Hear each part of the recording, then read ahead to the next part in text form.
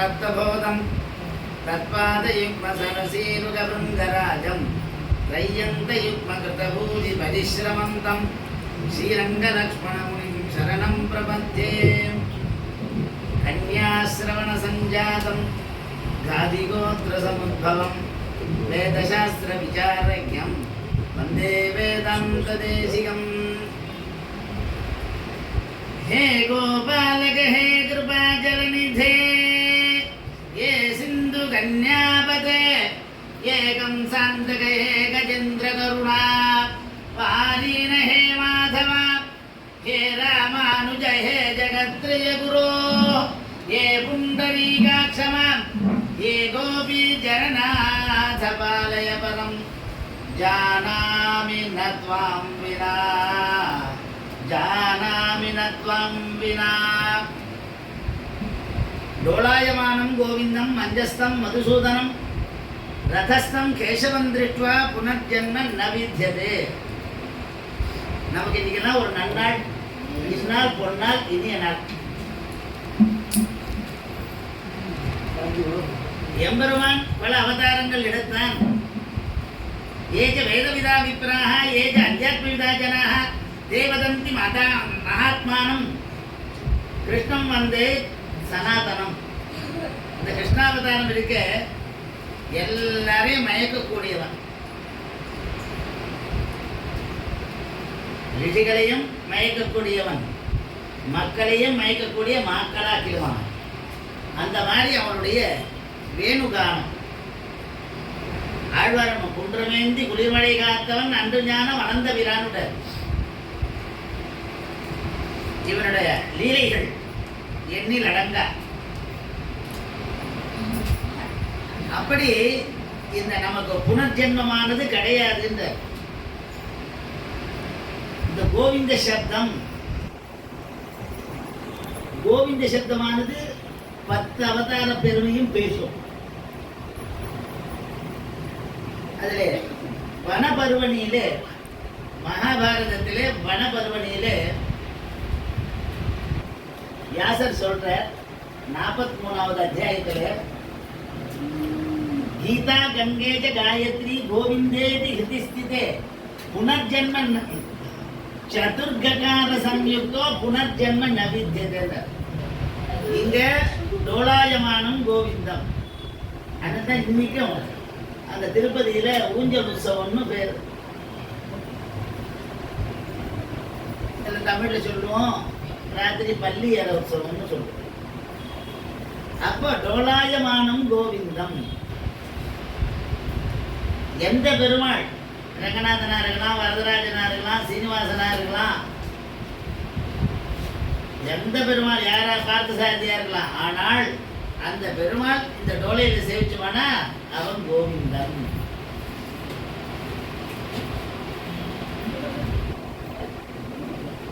ஆனிரை மேய்க்க தீபோதி அருமருந்தாவதறியாய் அப்படின்னார் ஆழ்வார். அவன் கோபாலன், பசுக்களை மேய்ப்பவன், அந்த குழலூதும் கண்ணன். அவன் எல்லாரையும் அவன் வசப்படுத்துறான். அதனால வசீகார புத்தி, வசீகாரன்னு பேர் அவனுக்கு.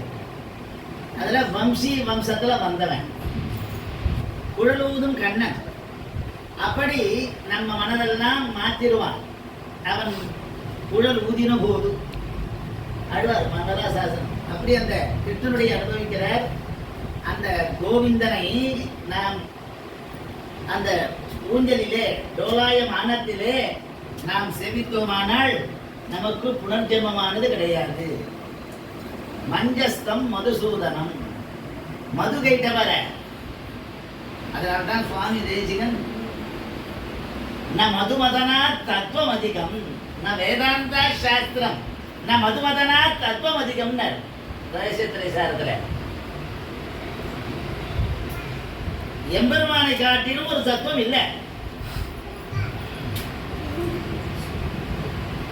அந்த வேதம் நமக்கு என்ன சொல்றது? தத்துவத்தையும் சொல்றது, இதத்தையும் சொல்றது, புருஷார்த்தத்தையும் சொல்றது. சித்து அஜித்து ஈஸ்வரன், போக்கியம் போக்தா பிரேரிதா.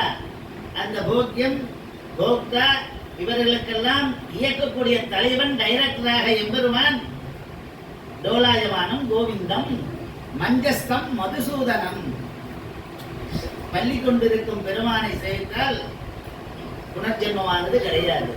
மஞ்சஸ்தம் மதுசூதனம் ரதஸ்தம் கேசவம் திருட்டுவா. தேர்ல எந்த பெருமானும் சேவியம். ஆகாஷாத் பதிகந்தோயம் யதா கச்சதி சாகரம் சர்வதேவ நமஸ்காரம் கேசவம் பிரதிகச்சதின்னு சொல்லியிருக்கு. அந்த தேர்ல எந்த பெருமானை சேவிச்சாலும் அது கேசவனா. ஏன்னா கேசவனா கேசவனை பாடி படகும். கேசவனை பாடவும் கேட்டே கிடக்கையோ தேசமுடையாய் திரவேலோ என்பவன். கேசவம் கிளேசி ஹந்தாரம். அப்புறமே நமக்கு கட்டங்களை போக்கி நல்லதை தருபவன் நாராயணன். அவன் தான் கேசவன். ஆழ்வாரும் மதுரை கவி சொல்ற, நாவினால் நவித்து இன்பமெய்தினேன் மேவினேன் அவன் பொன்னடி மெய்வையே தேவமத்தறியேன் குருகூர் நம்பி பாவியின் இசை பாடி திருவனே.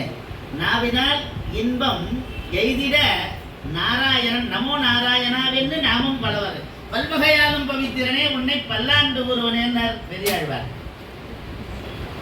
அதுதான் இந்த நாம சங்கீர்த்தத்திலேன்னு சொல்லச்சு, வேதே ராமாயணே செய்வ புராணே பாரதே ததா ஆதோ மத்தியே அந்தேஜ ஹரி சர்வத்திர கீயதே அப்படின்னா கீர்த்தனாதேவ சாதவா. கீர்த்தன இரண்டாவது பக்தி. நவவித பக்தியிலே கீர்த்தனையானது நவவித பக்தி. என்னதான் அந்த நாராயணா நாமம் நான் உய்ய கண்டு கொண்டேன் நாராயணாவென்னும் நாம் முன்னேற ஆழ்வார். அப்படி அந்த நாராயணன் டோலாயமானம் கோவிந்தம் மஞ்சஸ்தம் மதுசூதனம் ரதஸ்தம் கேசவம் திருட்வா புனர்ஜென்ம வித்யதே. புனர்ஜென்மமானது நமக்கு கிடையாது. அதனால நம்ம தைரியமா இருக்கலாம். இன்னைக்கு அந்த கோவிந்தனை நாம் சேவித்து விட்டோம். ஆகையினாலே நமக்கு இந்த சம்சார சாகரம் தோறும் அனந்த கிளேசபாஜனம் துவாமேவ சரணம் பிராப்திய நிஸ்தருந்தி மனுஷன். இந்த சம்சாரம் வருகடல மாதிரி நமக்கு வருகிறது. அதிலேருந்து விடுபடுறதுக்கு எம்பெருமானுடைய போக்கியம் உண்ணும் சோறும் வருகு நீரும் தின்னும் வெற்றிலையும் எல்லாம் கண்ணன் ஆழ்வார் நம்மாழ்வார். அப்படி நமக்கு எம்பெருமானே பரம போக்கியம் அப்படின்னு நமக்கு நிலைநிறுத்தினார்கள். அப்படி இந்த 3 நிலைகளிலே நாம் சேவித்த பெருமை நமக்கு உண்டு. அதனால நமக்கு புனர்ஜென்மமானது கிடையாது. அதே கீதா கங்கேஜ காயத்ரி கோவிந்தேதி ஹிருதி ஸ்திதே. யாவனொருவன் கீதையும் கங்கையும் கோவிந்தன் கீதா காயத்ரியும் இந்த 4 ககாரத்தை யாவனொருவன் ஹிருதயத்திலே மனதிலே நினைக்கிறானோ அவனுக்கு புனர்ஜென்மமானது கிடையாது. வியாசர் ஏன்னா வியாசாய விஷ்ணு ரூபாய வியாசரூபாய விஷ்ணவே நமோவை பிரம்மனிதேய வாசித்தாய நமோ நம. அது எம்பெருமானுடைய மறு அவதாரம். ஏன்னா அனுப்பிரவேசாவதாரம் ஆவேசாவதாரம் அம்சாவதாரம்னு உண்டு. அப்படி அனுப்பிரவேசாத அவதாரமாக அந்த வியாசராக அனுபவித்து பூர்வோத்பன்னேஷு பூதேஷு தேஷு தேஷு கலோ பிரபு அனுப்பிரவிஷ்ய குருதே எஸ்மேஹிதம் அச்சுத. அனுப்பிரவிஷ்ய குருதே. உலனெனில் உலன். நீ இருக்குன்னா இருக்கான், இல்லைன்னா இல்லை. அவரவர் இறையவர் உறைவினர் இறையவர்னு ஆழ்வார். அப்படி எம்பெருமான் எல்லா விதத்திலையும் நமக்கு நன்மங்களை அருளுகிறான். அப்படி கீதா. இந்த கீதா நமக்கு என்ன சொல்றது? கர்மத்தை சொல்றது, பக்தியை சொல்றது, ஞானத்தை சொல்றது. 3 பாகமாக பிரித்தார். 3 18 ஜெயம்னு பேரு. அந்த ததோ ஜெயம் உதீரேதுன்னு வியாசர். அப்போ அங்க ஜெயசப்தமானது 18 நாள் யுத்தம், 18 நாள் உபதேசம் பண்ணாங்க. அது என்ன? கர்மத்தை சொல்லி கர்மத்தால் இந்திரிய சாட்சாத்கார சொல்லி இந்திரியத்தாலே இந்திரிய சாட்சாத்கார ஆத்ம சாட்சாத்காரம் ஆத்ம சாட்சாத்காரால் ஞானத்தை சொல்லி ஞானத்தினாலே பக்தி ஏற்பட்டு பக்தியினாலே ஐஸ்வர்யம் அக்ஷரகதி பரமம் பதம் வா நமக்கு வந்தவர் எதிர்கொள்ள மாமணி மண்டபத்து அந்தமில் பேர் இன்பத்து அடியவரோடு இருந்த வகையின்னு நமக்கு எம்பெருமான் திருவடியை காட்டுகிறான். அந்த நிறைஞான பொருமூர்த்தியான எம்பெருமான் கர்மத்தை சொல்லி ஞானத்தை சொல்லி பக்தி சொன்னான். அதனால்தான் கீதா மகாத்மியத்திலே சகத்கீதாம்பதிஷ்ணாதா சம்சார மரணாசனம் மல நிர்மோச்சனம் பும்சாம் சகது ஸ்நானம் தினே தினே. நம்முடைய அதான் நீராட்டம் கூட சொல்றோம் எம்பெருமானுக்கு. கூடானானும் குளித்து கொடு கந்தையானாலும் கசக்கி கட்டுனார்.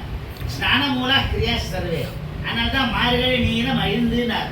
நீராட ஆண்டாள் எப்படி மங்களம் எடுக்கிறார் பாருங்க.